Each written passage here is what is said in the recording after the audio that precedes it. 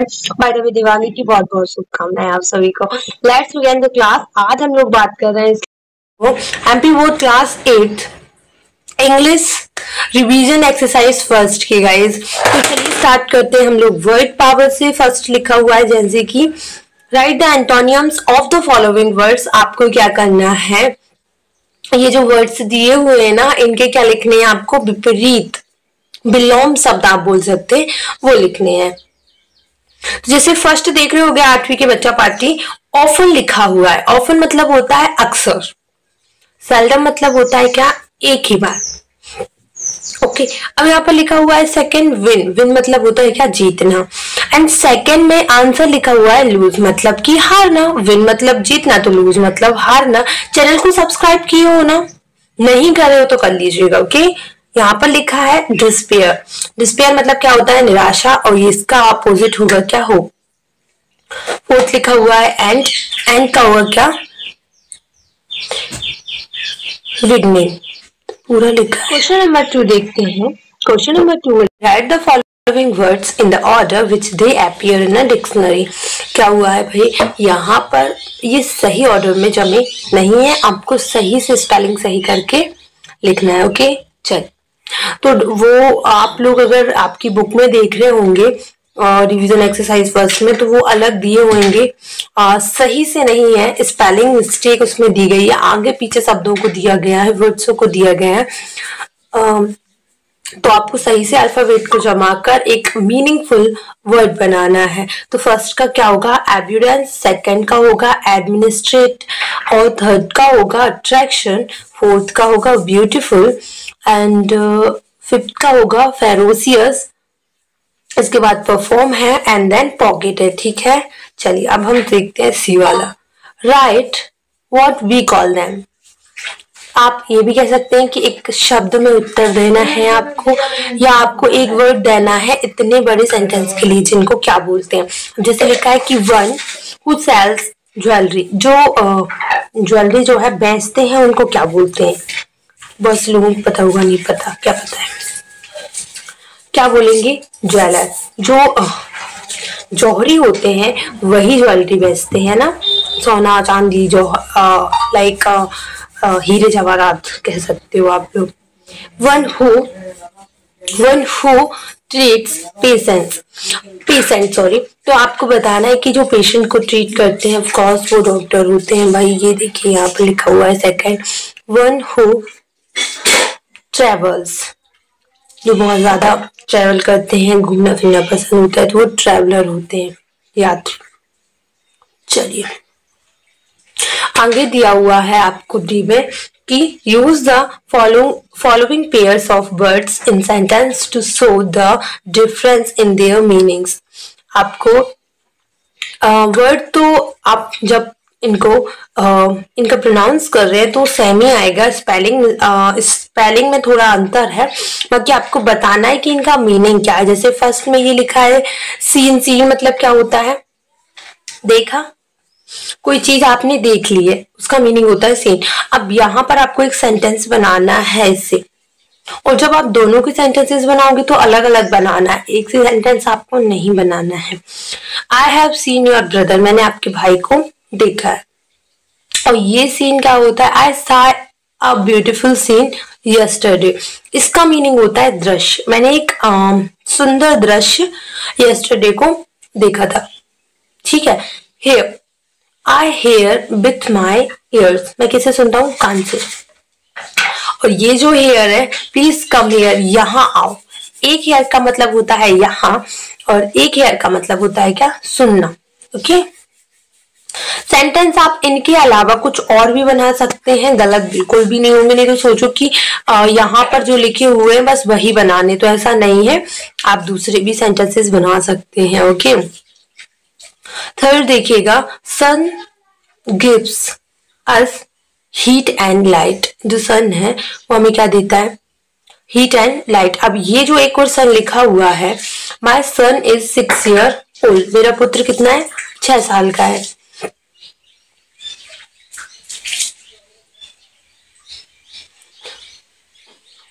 Heat मतलब ताप होता है, हीट एंड लाइट देते हैं, चमक, रोशनी।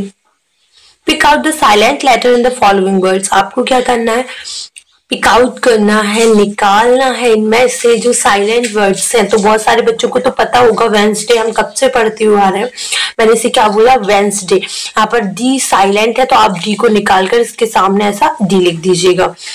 आगे देखते हैं, इसको आवर पढ़ते हैं, अभी से माइंड में फिक्स कर लेना। आवर अगर आप इसे पढ़ रहे हो तो इसमें क्या चीज है जो मैंने नहीं बोली है, एच।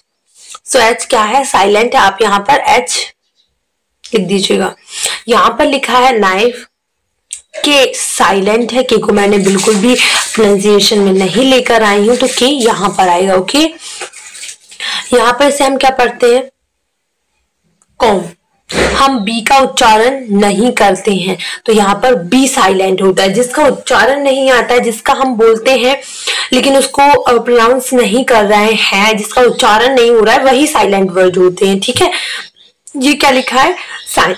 अब इसमें मैंने जी का तो कुछ बोला ही नहीं, ना ही गा बोला ना जा बोला, कुछ भी नहीं बोला, मैंने सिर्फ साइन बोला है, SIN। आप मतलब एक वो बोले तो देखिए जरा, DHKV जी जी, हाँ ठीक है, ये साइलेंट है। अब हम देख लेते हैं क्वेश्चन आंसर बच्चा पार्टी। अगर आप क्वेश्चन आंसर देख रहे हैं तो फर्स्ट क्वेश्चन लिखा हुआ है कि why do we wish for another chance. ये क्वेश्चन बार बार रिपीट होता है आपके बोर्ड के पेपर में, तो ध्यान से देखिएगा। Why do we wish for another chance, हमें क्यों एक नए मौके की तलाश होती है। सो आंसर है इसका गाइस कि we wish for another chance to change our failure into winning. क्या बोला जा रहा है यहाँ पर, बोला जा रहा है कि हमें एक नए मौके की तलाश इसलिए होती है कि हम जो हमारी असफलताएं हैं ना, उनको सफलताओं में कन्वर्ट कर सके, चेंज कर सके, बदल सके। ठीक है, ओके। अरे जब यहाँ तक आ गए हो, जब तुमको इतनी सारी चीजें हमारे चैनल से चाहिए हैं, तो अभी तक चैनल को सब्सक्राइब क्यों नहीं किए हो, फटाफट से जाओ चैनल को सब्सक्राइब करो, नोटिफिकेशन एंड बेल आइकन पर प्रेस करो और ऑल पर क्लिक करो ताकि नोटिफिकेशन तुमको टाइम टू टाइम मिल सके। Okay, what is Kanha Kisli, आपको बताना है कि कान्हा किसली क्या है। So Kanha Kisli is a beautiful national park. क्या है बच्चा, एक सुंदर राष्ट्रीय पार्क। ठीक है, क्वेश्चन नंबर 3 देखिएगा, how do The tiger, the monkey and the snake help the woodcutter। आपको बताना है कि कैसे टाइगर, मंकी एंड स्नेक ने वुडकटर की हेल्प करी। ओके, सो आंसर है इसका, the tiger once gave the woodcutter a set of gold ornaments. जो टाइगर है, अगर आप इसे ध्यान से समझेंगे ना तो याद करने में बिल्कुल भी प्रॉब्लम नहीं होगा, बस सुनना ध्यान से है। ठीक है, देखिए क्या लिखा हुआ है, यहाँ पर लिखा हुआ है कि जो टाइगर है उसने एक बार वुडकटर को अ set of gold ornaments, ornaments मतलब होते हैं आभूषण, तो उसने सोने के आभूषण का सेट दिया हुआ था। समझ रहे हो आप, जो सेट होता है ना हम लोग पहनते हैं, वो गोल्ड का दिया था उसने। ठीक है, अब यहाँ पर देखिए, the monkey gave him sweet fruits one day when he was very hungry. ठीक है, तो जो मंकी है उसने क्या दिए थे, जब वो बहुत ज्यादा थका हुआ था और उसे बहुत तेज भूख लग रही थी, ही फील रियली हंग्री, तो वहां पर उसने क्या दिए थे, स्वीट फ्रूट्स वन डे, उसने बहुत ही मीठे मीठे फल दिए थे एंड ट्रीज फल दिए थे। ठीक है, the snake help him in coming out the prison. Snake ने मदद करी थी उसे प्रिजन से, वो जेल से, कारागार से निकालने में, है ना। उसी ने तो रानी को मतलब काट लिया था, फिर उसने जो भी स्टोरी में हुआ था, नहीं पढ़ी है, अच्छी बात है नहीं पढ़ी है, कोई बात नहीं, डिस्क्रिप्शन में जाओ, लिंक अटैच है, जाकर एक बारी पढ़ लेना। क्वेश्चन नंबर 4 दिया हुआ है, what was the only pleasure of the miser. आपको बताना है कि एकमात्र सुख, एकमात्र खुशी, और जो मिजर है, जो कंजूस व्यक्ति था, उसकी क्या थी। So his only pleasure was to see his treasure every day. उसका खजाना, उसका पैसा धन दौलत जो उसने छुपा के रखा था, ट्रेजर, उसे डेली देखना जाके उसकी एकमात्र खुशी थी। क्वेश्चन नंबर 5 देखते हैं, what is the work of the Soligram Swarajya Mandal. ये जो एक ऑर्गेनाइजेशन का नाम दिया हुआ है, इसका काम क्या है, ठीक है। So the organisation works to regenerate the degrade forest. So यहाँ पर बोला गया है कि जो ये ऑर्गेनाइजेशन है द सोलीग्राम स्वराज्य मंडल, तो इसका काम होता है रीजनरेट करना। जो आप ऐसा कह सकते हैं, जो पेड़ पौधे, जो जंगल है पूरी तरह से खनन हो चुके हैं, नष्ट हो चुके हैं, उनको फिर से रीजनरेट करना, फिर से उनका उत्थान करना ही एकमात्र इसका काम है, ठीक है। क्वेश्चन नंबर 6 देखते हैं, ठीक है। क्वेश्चन नंबर 6 बोल रहा है आपका कि why did the miser make a terrible clatter. आपको बताना है कि उसने इतनी कर्कश ध्वनि क्यों उत्पन्न करी थी, इतना खतरनाक चिल्लाया क्यों था वो, कौन कंफ्यूज व्यक्ति। So the miser made a terrible clatter because his treasure was gone। क्यों चिल्लाया था, क्योंकि उसका सोना, उसका खजाना जा चुका था by thief। What was the woodcutter put in prison? Sorry why was आपको आंसर देना है, तो आंसर देखो बहुत अच्छे से लिखा हुआ है। स्क्रीनशॉट लेना चाहे तो मैं बाद में आपको टाइम दे दूंगी स्क्रीनशॉट का। इसमें ये मार्क की वजह से शायद स्क्रीनशॉट आप ना ले पा रहे हो, ये समझ में नहीं आ रहा होगा। तो पढ़ाने के बाद मैं आपको I-2 से सारा बताने के बाद मैं आपको डेफिनेटली टाइम दूंगी स्क्रीनशॉट का, तो टेंशन रखो। The woodcutter was put in the prison। Woodcutter को प्रिजन में रखा गया था। The ornaments which the tiger gave him were the lost ornaments of the queen।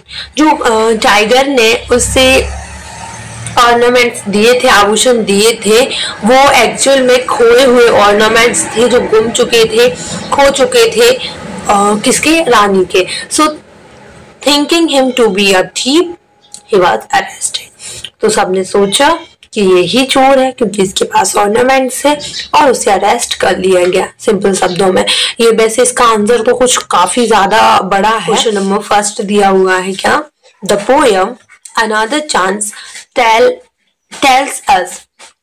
जो अनदर चांस पोयम है वो हमें क्या बतलाती है, ऐसे बोलते हैं ना, हाँ, तो क्या बता रही है, क्या सिखा रही है, वो आपको बताना है। To be sad, to make money, never to give up in despair, to be happy। So इसका which one is right बताओ। तुमको पता हो तो प्लीज कमेंट सेक्शन में बताना। आंसर नहीं देखना, छुपाने का होता तो मैं छुपा भी देती, लेकिन अभी छुपाने का कोई मुझे यहाँ पर ऑप्शन नहीं पता है, तो आंखें बंद करके आंसर भी दे सकते हो तुम लोग। तो इसका राइट आंसर है never to give up in despair। कभी भी निराशा में हमें गिव अप नहीं करना चाहिए, हार नहीं माननी चाहिए, ये बताती है, ये सिखाती है। ओके क्वेश्चन नंबर 2 देखें, चलिए। तो ये रहा आपका क्वेश्चन नंबर 2 आपकी स्क्रीन पर। चलिए आंसर दीजिए। क्वेश्चन तो पूछे नहीं हमने, है ना, चलिए क्वेश्चन पूछ लेते हैं। क्वेश्चन है वेयर इज कान्हा किसली। कान्हा किसली कहाँ है। सो Maharashtra, Madhya Pradesh, Uttarakhand, Which one is right बताइए, कौन सा ऐसे। So उसका राइट ऑप्शन, राइट आंसर है मध्य प्रदेश में है भाई, Madhya Pradesh. Yes, where is Kanha Kisli, Maharashtra, Madhya Pradesh, Uttarakhand, तो राइट आंसर है आपका मध्य प्रदेश में। ओके चलिए क्वेश्चन नंबर 3 देखते हैं। क्वेश्चन नंबर 3 है what happened to the ungrateful jeweller. जो अनग्रेटफुल ज्वेलर है उसके साथ क्या हुआ, he got jewels, he was put in prison, he was rewarded, he felt ashamed। तो भाई he felt ashamed ये बिल्कुल सही है, उसे अपने किए पर बहुत ज्यादा पछतावा हुआ। ओके क्वेश्चन नंबर 4 में लिखा हुआ है कि the Chipko movement started in. जो चिपको आंदोलन है वो कब स्टार्ट हुआ था, कब भी, और इसमें तो वैसे पूछा है कि कहाँ से, मतलब सिर्फ ये बोला है the Chipko movement started in, sorry इन लिखा हुआ है, तो कहाँ से हुआ, मध्य प्रदेश से, छत्तीसगढ़ से, उत्तराखंड से, या फिर राजस्थान से। बताइए कहाँ से, अपने मध्य प्रदेश से तो नहीं हुआ ना जनाब, नहीं उत्तराखंड से हुआ है ना। तो राइट आंसर क्या है आपका, Uttarakhand.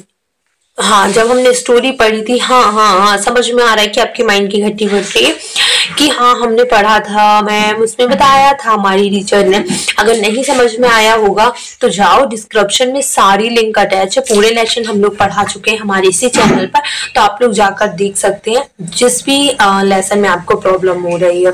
The miser came to the hole to see his hands, coins, treasure और पॉट्स। तो इसका राइट ऑप्शन क्या है? ट्रेजर, क्योंकि डेली वो अपने होल में देखने के लिए क्या आता था? उसका खजाना। अब वो हैंड, कॉइन या पॉट्स देखने तो नहीं आएगा, उसका ट्रेजर देखने के लिए आता था। लेट्स लर्न, इसमें से भी बहुत सारी चीजें आपको आपके बोर्ड में, आपकी इंग्लिश ग्रामर में देखने को मिलेगा। मतलब आप ये कह सकते हैं कि इंग्लिश ग्रामर में कई बार ऐसी चीजें देखने को मिलती हैं। सो मेरे हिसाब से आपको ये पूरा पढ़ना चाहिए। Write these sentences after changing the 4A gender of the noun. आपको ये सेंटेंस में क्या करना है, जहां जहां जेंडर नेम्स दिए हुए हैं उनके अपोजिट जेंडर का नाम लिखना है, ठीक है। जैसे यहाँ पर लिखा था द पोएट, तो अब हमने क्या कर दिया, the poetess received the prize from the king, ठीक है। यहाँ पर क्वीन लिखा था, किंग हो गया। आप अपनी बुक निकाल सकते हैं, कोई दिक्कत नहीं। रिवीजन एक्सरसाइज देख रहे हो तो ध्यान से देखो, वहां पर लिखा होगा पोएट, और ये यहाँ पर जो हमने किंग किए हैं वहां पर लिखा होगा क्या, queen. The heroine of the mayor, अब तो हमने पहले से चेंज कर दिए क्वेश्चन, जिसमें है नहीं, डायरेक्ट आंसर लिखे हुए हैं, ठीक है। अब हम लोग बात कर रहे हैं right the comparative and superlative degree of the following words. तो क्या करना है आपको, ये जो वर्ड्स दिए हुए हैं उनके कंपैरेटिव एंड सुपरलेटिव डिग्री लिखनी है, ठीक है। तो यहाँ पर देखिए, यहाँ पर लिखा हुआ है डिफिकल्ट, तो इसका क्या होगा, इसका होगा मोर डिफिकल्ट, एंड थर्ड वाले का होगा मोस्ट डिफिकल्ट। आगे चलते हैं, यहाँ पर लिखा हुआ है फ्यू, इसका क्या होगा, फ्यूअर एंड फ्यूएस्ट, ओके। आगे देखते हैं, आगे क्वेश्चन में क्या लिखा है भाई, सी वाला क्वेश्चन देखते हैं अब हम। चलिए जनाब, हम आपको घुमाने के लिए अगले क्वेश्चन की तरफ ले जाते हैं। क्वेश्चन नंबर सी क्या है, give the plural form of the following words, okay. देखो बड़े अच्छे शब्दों में लिखा हुआ है पहले से। ये फर्स्ट का जो है ना वो ये है, और ये जो सेकंड लिखा है ना सर्वेंट, उसका ये है, कंफ्यूज मत होइएगा, ठीक है। फर्स्ट क्या लिखा हुआ है, मैन, एंड फिर सर्वेंट लिखा है, तो मैन का क्या होगा, इसमें सिर्फ ए का ई हो जाएगा। कुछ ऐसे सिंगुलर एंड प्लूरल वर्ड्स होते हैं जिनमें हम लोग क्या करते हैं, सिर्फ वॉवल चेंज करते हैं, तो ये वही है जो आपको कंफ्यूज करने के लिए दिए हुए हैं। सर्वेंट का क्या हो जाएगा, सर्वेंट्स, इसमें कुछ नहीं होना है, सेम स्पेलिंग, सिर्फ एस लिखना है। यहाँ पर माउस लिखा हुआ है, इसका हो जाएगा मिस। डजन, डजन का डजन ही होता है यार, डजन्स हो जाएगा, ठीक है। ये थोड़ा सा रीचेक करना, अगर आपको पता है तो कमेंट सेक्शन में आंसर दीजिएगा, मुझे कंफ्यूजन है। बाकी मैं कमेंट सेक्शन में आंसर जो है पिन कर दूंगी, अगर यही होगा तो इसे या फिर किसी और को, ओके। टूथ का क्या हो जाएगा, टीथ। ग्लास का हो जाएगा ग्लासेस। अच्छा, मैं एक डिस्क्रिप्शन में लिंक अटैच कर रही हूँ जिसमें मैंने आपको टोटल इनके रूल्स बताए हुए हैं, और जो पहले से फिक्स होते हैं वो भी बताए हैं, जिनमें सिर्फ वॉवल्स चेंज होते हैं वो भी बताएं। बहुत सारी चीजें ऐसी हैं जो आपको शायद नहीं पता होंगी और वही एग्जाम में पूछी जाती है, सिंपल चीजें नहीं पूछी जाती है, ठीक है। तो आप लोग देख लें, क्योंकि आई थिंक 2-3 नंबर के आते हैं, तो आपको शायद हेल्प मिले। हाँ, पेपर चेक कर सकते हैं आप, डिस्क्रिप्शन में जाइए, आपको बहुत सारी चीजें ऐसी यूजफुल मिलेगी जो आपके बहुत बहुत बहुत काम की है। लेकिन you have to check my playlist and also description, okay. चलिए, कार्गो, कार्गो सिंपल, आगे चलते हैं।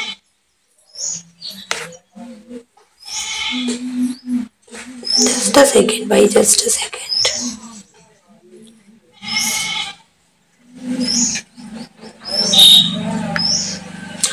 Fill in the blanks with the correct form of the verbs given in bracket.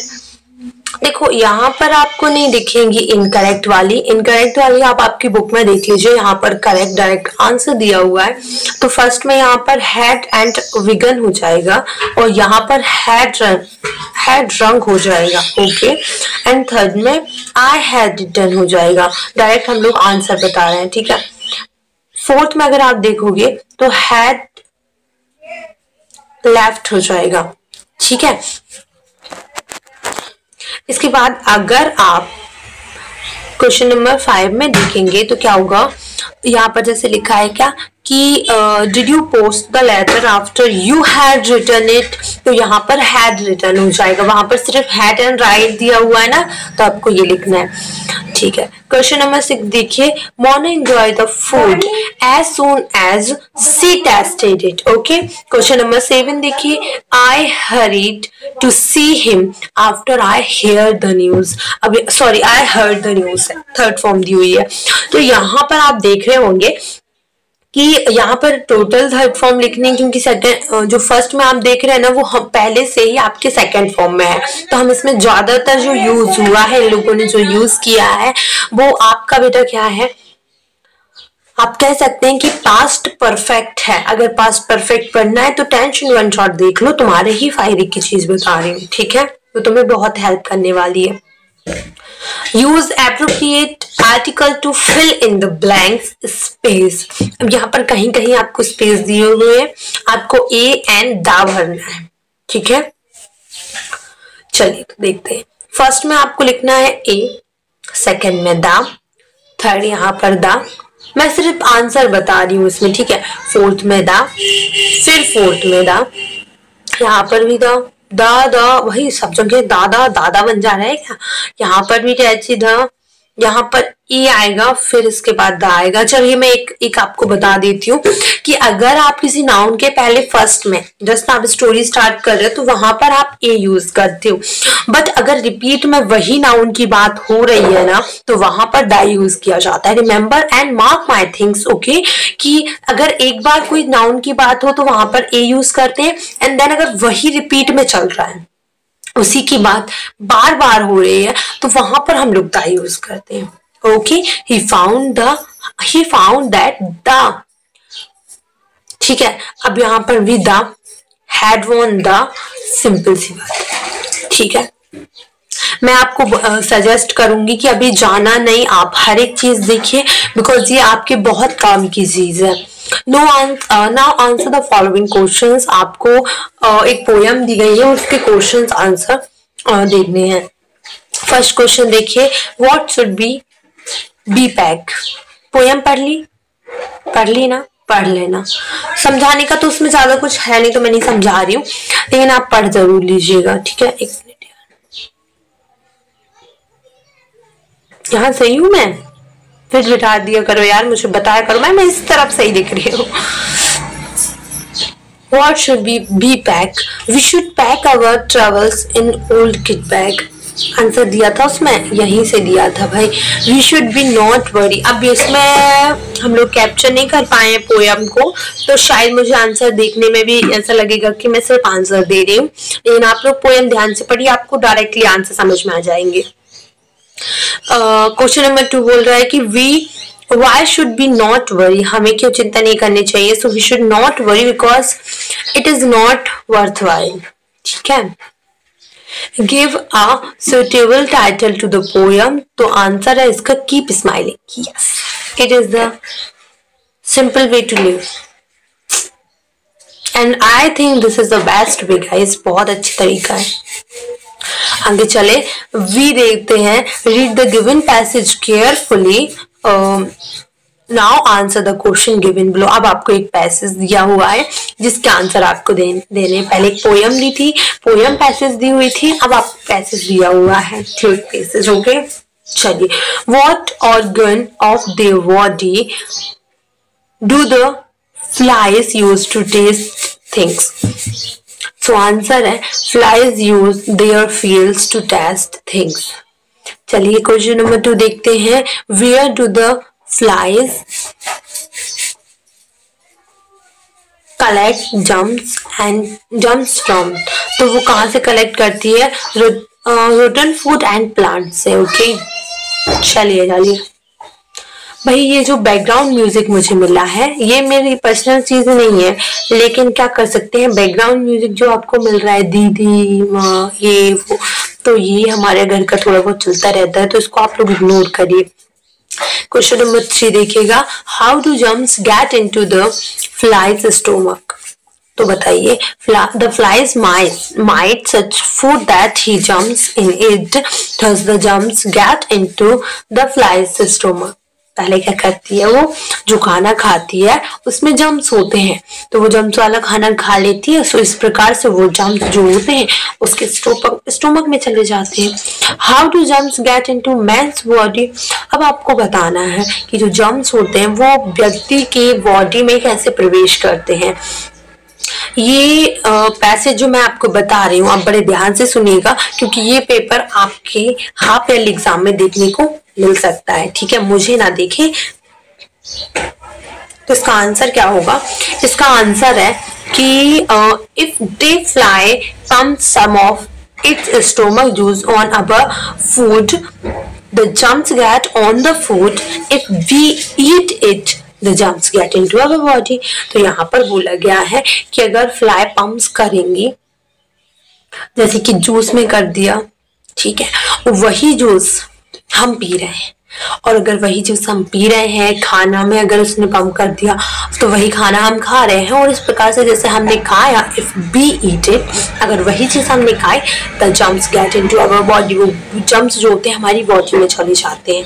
सो आगे चलते हैं। Write a letter to your friend informing him her about your visit to your favorable मतलब कि फेवरेट पार्क की बात हो रही है, पार्क या पिकनिक स्पॉट। चलिए, ये प्रॉब्लम पता है प्रोनाउंसिएशन की नहीं है, by the way I think मुझे जो है छाले हो रहे हैं, इस वजह से वीडियोस भी नहीं बन रही है, मुझे प्रॉब्लम हो रहा है बोलने में। सो शायद आप लोग अगर समझ पाए तो समझ लीजिए।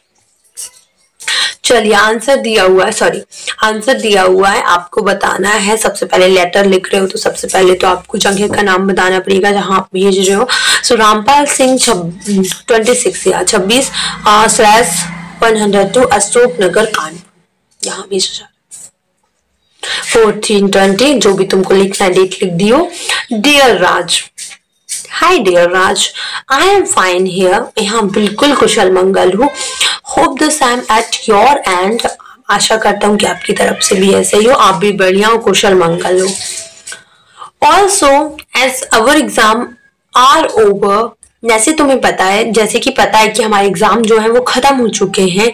What's your plans for our vacation, आप बताइए आपका प्लान क्या है वेकेशंस के लिए, छुट्टियों के लिए। I am planning to go for a picnic, मैं तो प्लान कर रहा था कि हम लोगों को पिकनिक पर चलना चाहिए। to the Kanha Kisli national park on, मैं प्लान कर रहा हूँ कि कान्हा-किसली नेशनल पार्क हमें जाना चाहिए पिकनिक के लिए। कब जाना चाहिए, just a second, 14th of this month, मतलब कि इस महीने की 14 तारीख। If you wish you may also join us, मतलब मैं तो प्लान कर रहा हूँ कि हमें कहाँ चलना चाहिए पिकनिक के लिए, कान्हा-किसली जाना चाहिए, कान्हा-किसली नेशनल पार्क इस महीने की 14 तारीख को। इफ यू विश, अगर तुम्हें भी लगता है कि तुम्हें जाना चाहिए, अगर तुम्हारी इच्छा है, तुम्हें लगता है कि तुम्हें जाना चाहिए, so you may also join us, आप भी हमें ज्वाइन कर सकते हैं, आप भी हमारे साथ चल सकते हैं, ठीक है। अब आगे देखिए, rest in fine, pay my regards to elders and love to younger, waiting for your letter. तो देखिए, अब वो बोलते हैं कि बड़ों को मेरा प्रणाम करिएगा, प्रेम दीजिएगा, और छोटों को प्रेम दीजिएगा, बड़ों को आदर संस्कार और नमस्कार बोलिएगा। वेटिंग फॉर योर लेटर, मैं आपके लेटर का इंतजार करूंगी। योर रमेश, आपका रमेश। समझ में आए, सिंपल सी बात है, एक अच्छे तरीके से समझा देती हूँ बहुत ही शुद्ध लैंग्वेज में, कि मैं तो यहाँ ठीक हूँ, मैं आशा करता हूँ कि आप वहाँ ठीक होंगे। जैसे आपको पता है कि हमारे जो एग्जाम्स हैं, जो हमारे पेपर हैं, जो हमारी परीक्षाएं हैं, वो खत्म हो चुकी हैं। सो अब आपका वेकेशन के लिए, छुट्टियों के लिए क्या प्लान है? ठीक है, मैं तो प्लान कर रहा था कि हमें पिकनिक पर चलना चाहिए। मुझे पिकनिक पर जाना चाहिए। गाना किस लिए? इस महीने की 14 तारीख को। अगर आपको लगता है कि आपको भी चलना चाहिए और आपकी इच्छा हो रही है मेरे साथ अगर जाने की, तो आप भी हमें ज्वाइन कर सकते हैं, आप भी हमारे साथ चल सकते हैं। Rest and fine. आप बड़ों को मेरा प्रणाम और छोटों को मेरा प्यार दीजिएगा। मैं आपके पत्र का इंतजार करूंगा। योर रमेश। समझ आया? मैंने बहुत ही आसान, बहुत ही सिंपल लैंग्वेज में समझाया है। चलिए आगे चलते हैं। अभी लेटर ऑफ कोर्स आता है, ठीक है, याद रखना, तो ध्यान से कर लेना। एक बर्थडे पार्टी वाला लेटर आता है और एक ये, तो ध्यान से पढ़ लीजिएगा। Right a short note about any great man. आपको क्या करना है? एक छोटा सा नोट, या मैं बोलूँ कि छोटा सा नोट लिखना है किसी भी महान व्यक्ति का नाम हो। महात्मा गांधी जी का नाम ना, ऐसा कभी हो सकता है? तो हमेशा हम लोग महात्मा गांधी के बारे में ही लिखते हैं। Mahatma Gandhi was one of the greatest souls of India.